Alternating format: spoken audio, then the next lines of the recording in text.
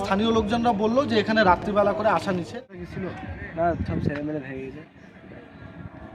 পার্টিগুলোর নাম নাই জায়গাটা কালুয়া দিকে কালুয়াদি সুইসাইড করেছিল, যার জন্য এখানে কেউ আর থাকতে পারেনি। তারপর বাড়িতে অনেক রকমের অঘটন ঘটার পর থেকে এখানে ছেড়ে চলে গেছে। তারপরে যা ছিল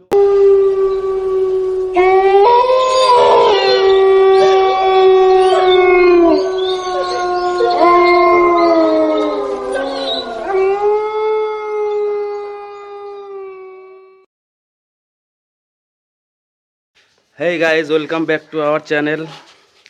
তো আজকে আমরা যাব মোটো ব্লগ করতে। এই এখন বেরোবো, খাওয়া দাওয়া করে রেডি হলাম। সকালে ব্রেকফাস্ট এই সারলাম, সেরে এখন রেডি হয়ে তো আমরা এখন বেরোচ্ছি।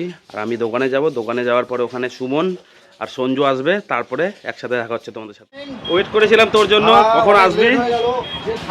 ভাই চলে এসছে, বিক্রম, রাজদীপ ভাই রেডি তো?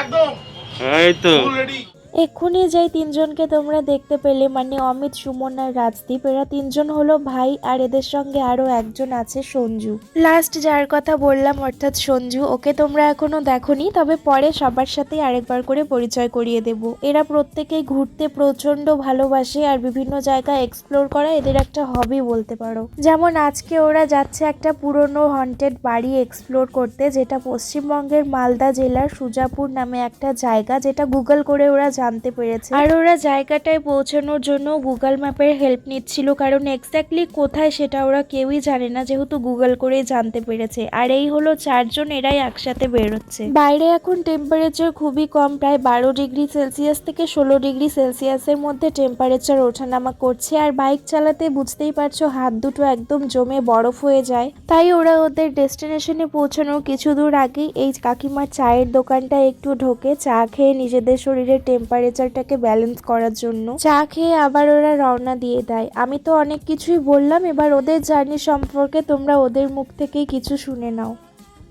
সত্যি কথা বলতে আমরা যে জায়গাটা যাচ্ছি সেটার নাম হচ্ছে সুজাপুর হন্টেড প্লেস, যেটা আমরা গুগলে দেখতে পেয়েছি। এখন পার্টিকুলার জায়গাটার নাম জানি না, গুগলেও দেখাচ্ছে না। আমরা গিয়ে দেখি কি হচ্ছে, তোমাদেরকেও দেখাবো, তোমাদেরকে দেখাবো জায়গাটা কেন ভয়ানক। যদি সত্যি ভয়ানক হয় তোমাদেরকে সেই বিষয়টাও খুলে বলবো, আর ওখানকার স্থানীয় লোকের সাথেও কথা বলবো।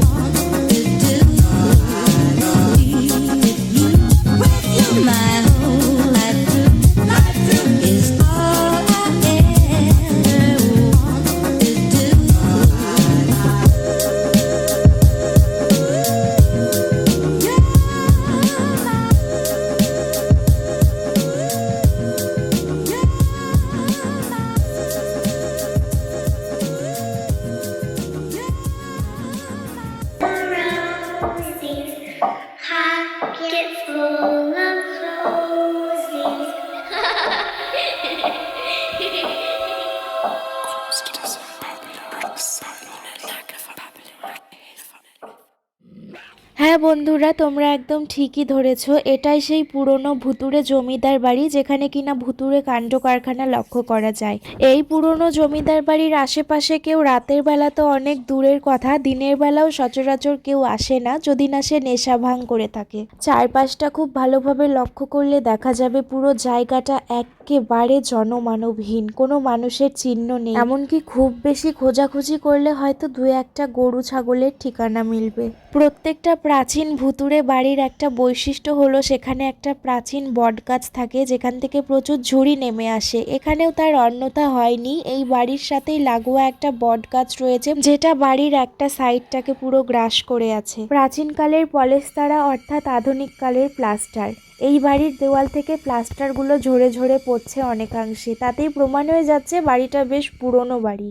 জনমানবহীন মানবশূন্য পরিবেশে এই জমিদার বাড়িটা এক প্রকার ধ্বংসস্তূপ রূপেই দাঁড়িয়ে রয়েছে। এই পুরো প্রাচীন জমিদার বাড়ির আশেপাশে তো কোনো জনবসতি নেই, তোমাদেরকে বললামই। তবে এর কিছুটা দূরে যাদের বসবাস রয়েছে তাদের সঙ্গে কোনো কথা বলতে চাইলে তারা কিন্তু ক্যামেরা দেখে কথার উত্তর দিতে চায়নি।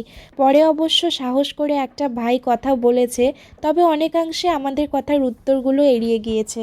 তাদের মতে এই জমিদার বাড়ি বহু বছর পুরনো। কেউ কেউ তো আবার একথাও বলছে যে তারা জন্মের পর থেকে পোড়ো বাড়িটাকে একইভাবে দেখে অভ্যস্ত। বাড়িতে যারা বসবাস করত তারা পরপর অপঘাতজনিত কারণে মৃত্যুবরণ করে। তারপরে বাড়িতে আর মালিকানা বা অধিকার ফলাতে তারা আর কাউকে দেখেনি। অবশেষে বাড়িটা পরিত্যক্ত বলেই ঘোষণা হয়েছে। আশেপাশের লোকজনের সাথে কথা বলে যা জানতে পারা গেছে তা হলো এই জায়গাটা এখন ভুতুড়ে জায়গা নামেই পরিচিত। এখানে আশেপাশের লোকজন তেমন আসে না, বাইরে থেকে যারা অ্যাডভেঞ্চারের জন্য আসে তারা ঘুরে যায়। আর দিনের বেলা বেশ কিছু মদমাতাল আসে যারা এখানে মদ্যপান করে আর দেওয়ালে আঁকিবুকি আঁকে। অন্যথা রাত্রেবেলা আসার কেউ সাহস আর দেখায় না। প্রতিটা রাজবাড়ি বা জমিদার বাড়ির যেমন নিজস্ব ব্যবহারের একটা পুকুর বা ঝিল থাকে, তেমন সামনের পুকুরটা কিন্তু এই রাজবাড়ির নিজস্ব পুকুর। আমি তো শোনা গল্প পাঠ করে তোমাদেরকে শোনালাম, এবার আসল অভিজ্ঞতাটা যাদের তাদের মুখ থেকেই তোমরা শুনে নাও।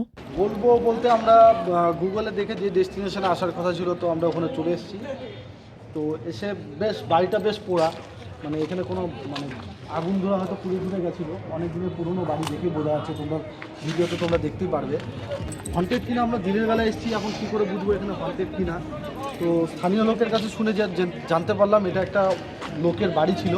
এখানে একটা লোক মারা যাওয়াতে এখানকার জায়গাটা একটু খতরনাক, তাই তো? মানে এখানে একজন সুইসাইড করেছিল, যার জন্য এখানে কেউ আর থাকতে পারেনি। তারপর বাড়িতে অনেক রকমের অঘটন ঘটার পর থেকে এখানে ছেড়ে চলে গেছে। তারপরে যা ছিল আগুনে পুড়ে ঠুড়ে গেছে।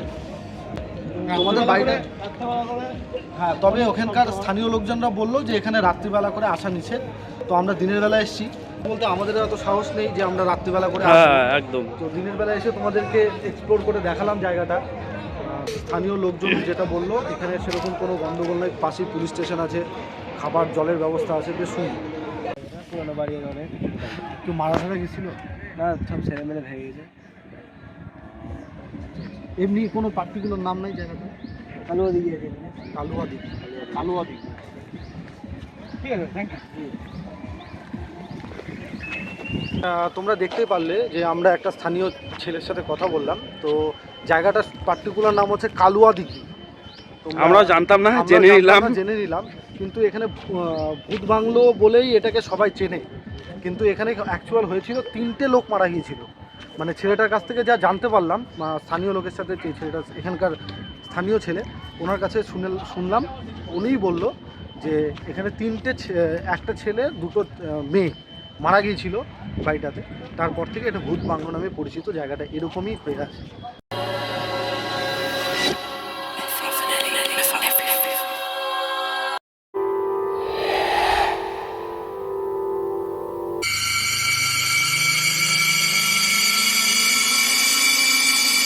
বাড়ি যাব এখন, অনেকটা লেট হয়ে গেছে। আর আমাদের ভিডিওটা যদি অবশ্যই ভালো লাগে তাহলে তোমরা লাইক কমেন্ট শেয়ার করবে, আর আমাদের চ্যানেলে পাশে থাকবে আর সাবস্ক্রাইব করে দেবে। Tata, bye bye. তো বন্ধুরা, এই ছিল আজকের ভিডিও, সুজাপুর কালুয়াদিঘি হন্টেড হাউস অর্থাৎ কালুয়াদিঘি জমিদার বাড়ির ভিডিও। আর হ্যাঁ, একটা কথা বলে রাখা ভালো, সেটা হলো আমরা কিন্তু পারিপার্শ্বিক পরিবেশ থেকে যা জানতে পেরেছি সেটাই তোমাদেরকে বলে শুনিয়েছি। এর কিন্তু কোনো সত্যতা আমরা বিচার করে দেখিনি। ভিডিওটা আজকে এই পর্যন্তই। ভিডিও ভালো লাগলে লাইক কমেন্ট শেয়ার করো আর চ্যানেল সাবস্ক্রাইব করতে ভুলে যেও না।